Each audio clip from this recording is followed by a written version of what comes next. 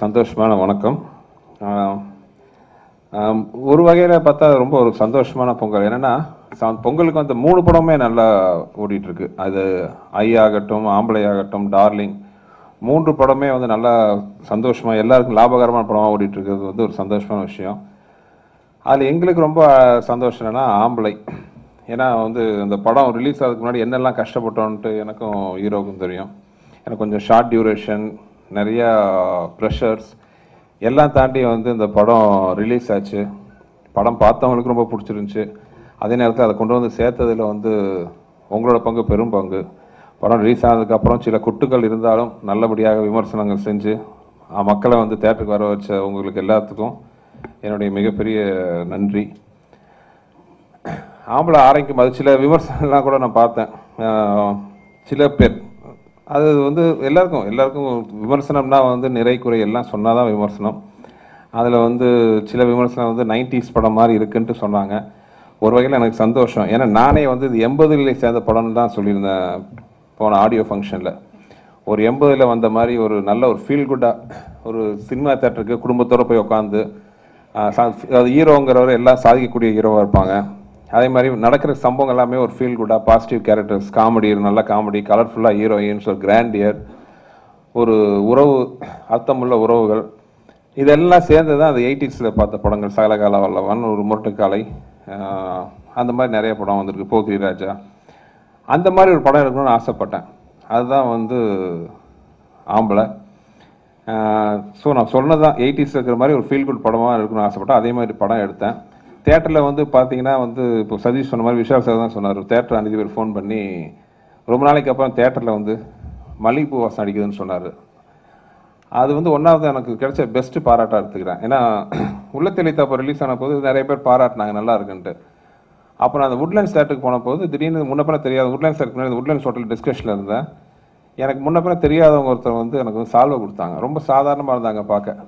யாருன்னு கேட்டபோது நாங்கள் உட்லேண்ட்ஸ் தேட்டரில் பிளாக்ல டிக்கெட் விற்கிறோம் சார், ரொம்ப நாளைக்கு அப்புறம் எங்கள் வீட்டில் அடுப்பில் நெருப்பு எரியுது அப்படின்னு சொன்னார். எனக்கு கிடைச்ச மிகப்பெரிய காம்ப்ளிமெண்ட்டாக நான் அதை எடுத்துக்கிட்டேன். அதே மாதிரி தான் இப்போ தேட்டர்லேருந்து பார்த்தா ஒரு டிஸ்ட்ரிபியூட்டர்ஸ், தேட்டர் ஓனர்கள் வந்து எனக்கு ஃபோன் பண்ணி படம் நல்லா இருக்குன்னு சொல்கிறதுக்கு முன்னாடி தேங்க்ஸ்ன்னு ஒரு வார்த்தை சொன்னாங்க. அது எனக்கு வந்து ஒரு கண்ணீரை வர வச்சிருச்சு. ஏன்னா படம் எடுக்கிறது வந்து ஆடியன்ஸுக்கு. அந்த பிற்பல் கதை சொல்லுவாங்கள்ல, எனக்கு கத்திரிக்காய் ராஜா நீங்கள் தான் ராஜான்ட்டு ஒரு கதை சொல்லுவாங்க. அந்த மாதிரி தேட்டருக்கு வர ஆடியன்ஸ் நிறைய படம் பார்க்க வந்தால்தான் வந்து சினிமா நல்லாயிருக்கும்.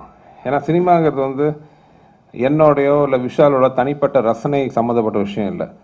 ஒவ்வொரு படமும் கிட்டத்தட்ட ஆயிரக்கணக்கான பேரோட லைஃப் அதில் இன்வால்வ்டு.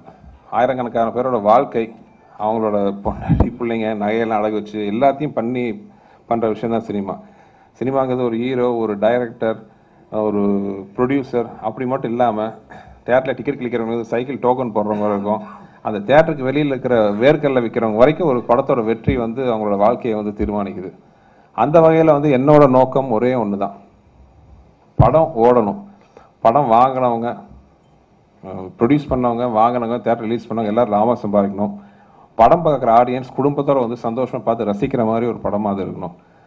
அந்த மாதிரி எல்லா வகையிலையும் வந்து ஆம்பளை நல்லா எல்லாரும் ரசிக்கப்பட்டு ஒரு ப்ரொடியூசருக்கும் டிஸ்ட்ரிபியூட்டருக்கும் தேட்டருக்கும் நல்ல லாபத்தை கொடுக்கக்கூடிய படமாக அமைஞ்சிருக்கும் போது அது ரொம்ப சந்தோஷமாக இருக்குது. இந்த வெற்றிக்கு பெரும்பங்கு வகிச்ச நீங்கள், உங்கள்கிட்ட இந்த சந்தோஷத்தை பகிர்ந்துக்கணும்னு நாங்கள் ஆசைப்பட்டோம், பகிர்ந்துட்டுருக்குறோம். உங்களோட ஆதரவு எப்பவும் போல் எனக்கும் எங்கள் டீமுக்கும் எங்கள் எல்லாத்துக்கும் வேணும்னு நான் கேட்டுக்கிறேன். ஒரே ஒரு சின்ன ஒரு வருத்தம், பத்திரிகை இல்லை, நெட்லலாம் நான் ஒரு சின்ன ஃபீலிங் என்னென்னா, இப்போ நம்ம இந்தியாவில் இருக்கோம், இப்போ டெல்லியில் ஒருத்தங்க உட்காந்துக்கிட்டு டெல்லி தான் இந்தியான்னு சொன்னால் நமக்கு என்ன கோபம் வருமோ அதே வருத்தம் தான் எனக்கு ஒரு விஷயத்தில் இருக்குது. தமிழ் சினிமா பாக்ஸ் ஆஃபீஸ்னால் ஆல் ஓவர் தமிழ்நாடு சேர்த்துனது தான் தமிழ்நாடு பாக்ஸ் ஆஃபீஸ். மெட்ராஸில் இருக்கிற 2 மல்டிப்ளெக்ஸ் தேட்டரை மட்டுமே பேஸ் பண்ணிவிட்டு ஒரு படத்தோட வெற்றி தோல்வியை வந்து நிர்ணயிக்கிறது அவ்வளோ நியாயமாக இல்லைங்கிறது என்னோட கருத்து. சினிமாவில் ஓவரால் டோட்டலாக பாருங்கள், பிஸ்னஸ் பாருங்கள், எல்லாமே பாருங்கள். எல்லா படமும் நல்லா ஓடணும்னு ஆசை, நல்லா ஓடணும், நல்லா ஓடுது, அது வேறு விஷயம். பட் தரம் பிரிக்கும்போது பொதுவாக நியாயமான ஒரு தரமாக பிரித்தா நல்லாயிருக்கும். நான் இந்த படத்தை வச்சு சொல்லலை, பொதுவாக சொல்கிறேன். இனிமேல் பாக்ஸ் ஆஃபீஸ்னு ஒரு ரிப்போர்ட்னு பண்ணும்போது தயவு செஞ்சு டோட்டல் தமிழ்நாடு மனசு எடுத்து பண்ணிக்கணும்னு நான் கேட்டுக்கிறேன். மறுபடியும் எல்லாருக்கும், ஏன்னா இங்கே இருக்கிறவங்க எல்லாருமே பார்த்தீங்கன்னா படம் ஆரம்பிக்கும் போது நாங்கள் யாராவோ இருந்தோம், இப்போ எல்லாம் ஒரே ஃபேமிலி ஆகிட்டோம். ஸோ பொதுவாக என் குடும்பம் எல்லாத்துக்கும் தேங்க்ஸ் சொல்லிக்கிறேன். இந்த வெற்றி காரணமாக இருந்த என் குடும்பத்துக்கும் ரசிகர்களுக்கும் அதை நிறைவேற்றி கொடுத்த உங்களுக்கு எல்லாருக்கும் தேங்க்ஸ். மீண்டும் நன்றி.